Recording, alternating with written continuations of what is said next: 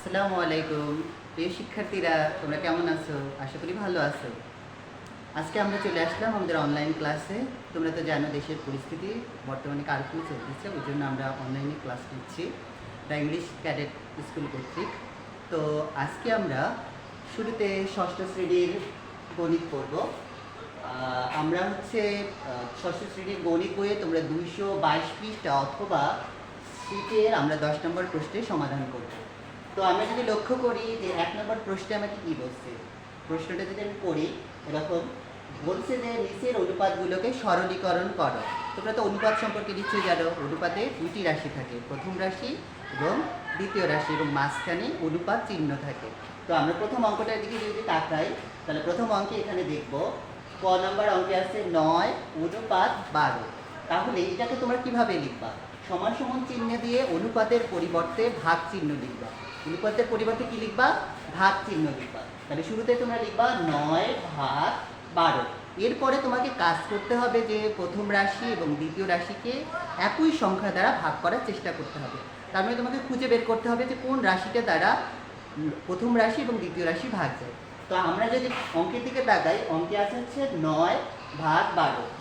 তোমরা নিচে এখানে দেখতে পাচ্ছ 9 কিন্তু আমরা 3 দ্বারা ভাগ করতে পারি। আবার নিচে আছে 12, দ্বিতীয় রাশি যেটা, সেটাও কিন্তু আমরা 3 দ্বারা ভাগ করতে পারি। তাহলে আমরা 9কে যদি 3 দ্বারা ভাগ করি, 3 3কে কত হয় তোমরা নিশ্চয়ই বলতে পারবা, 3 3কে 9। তারপরে দেখো 12 আছে, 12কে যদি আমরা 3 দ্বারা ভাগ করি তাহলে 3 4 12। তাহলে উপরে আমি 3 লিখবো এবং নিচে লিখবো 4। তাহলে আমি এইভাবে লিখবো, পরের লাইনে গিয়ে লিখবো সমান সমান 3 ভাগ 4। এই ভাগের পরিবর্তে যেহেতু আমাকে অনুপাতে প্রকাশ করতে বলছে, তাহলে ভাগের পরিবর্তে এখন আমরা লিখব 3 অনুপাত 4। আশা করি বুঝতে পারছো। এবার যদি আমরা খ নম্বর অঙ্কে যাই, খ নম্বরে দেখো, খ নম্বরে বলছে প্রথম রাশি 15 অনুপাত 21। তাহলে প্রথমে তোমরা কি করবা? প্রথম রাশি লিখবা, লিখে ভাগ চিহ্ন লিখে দ্বিতীয় রাশি লিখবা। দেখো আমিও ঠিক ওইভাবেই করছি। প্রথমে আমি 15 লিখছি, 15 লেখার পর ভাগ চিহ্ন দিয়ে দিচ্ছি, তারপরে নিচে 21 লিখে ফেলছি। তোমরা নিশ্চয়ই জানো আগের অঙ্কে যে আমরা প্রথম রাশি এবং দ্বিতীয় রাশিকে একই সংখ্যা দ্বারা ভাগ করব। এখন খেয়াল করো, অঙ্কে আসছে 15 আর 21। এবার দেখো দুইটা রাশিকে একই সংখ্যা, তুমি এখন ব্রেন খাটাও বা মাথা খাটাও, কোন সংখ্যা দ্বারা ভাগ যাবে? দেখো এখানে উপরে আছে 15, তার মানে 15 এবং নিচে আছে 21। আমরা যদি 3 দ্বারা ভাগ করি তাহলে কিন্তু উভয় সংখ্যাই ভাগ যাবে। দেখো উপরে আছে 15, তাহলে তুমি 3 দ্বারা ভাগ করলে 3 5 কত হচ্ছে? 15।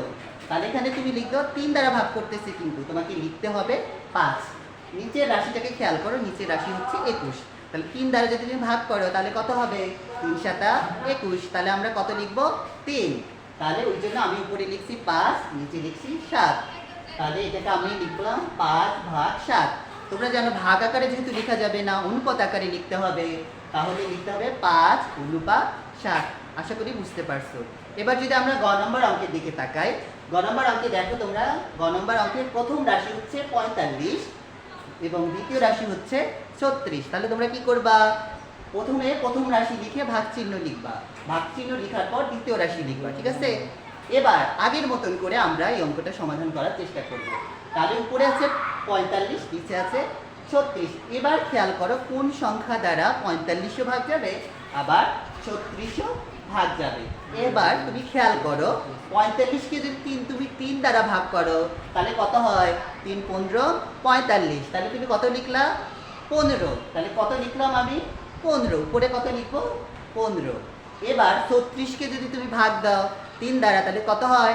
3 12 36। তাহলে এখানে আমি নিচে লিখবো 12।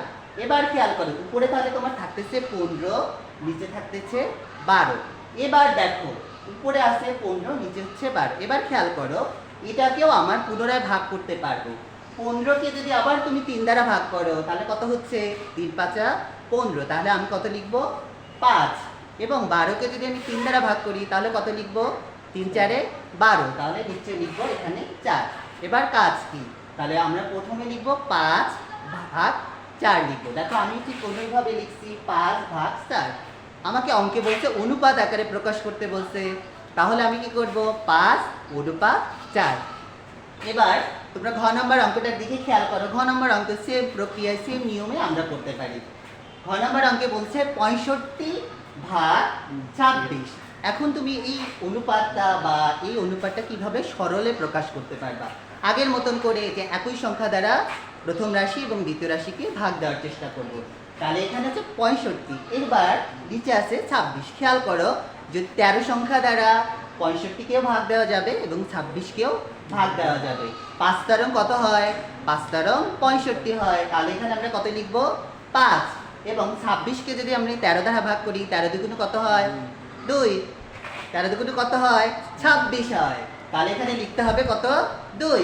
তাহলে আমরা উপরে লিখব 5, নিচে লিখব 2, অর্থাৎ 5 ভাগ 2।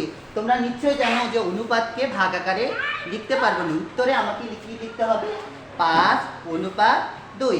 আশা করি তোমরা বুঝতে পারছো।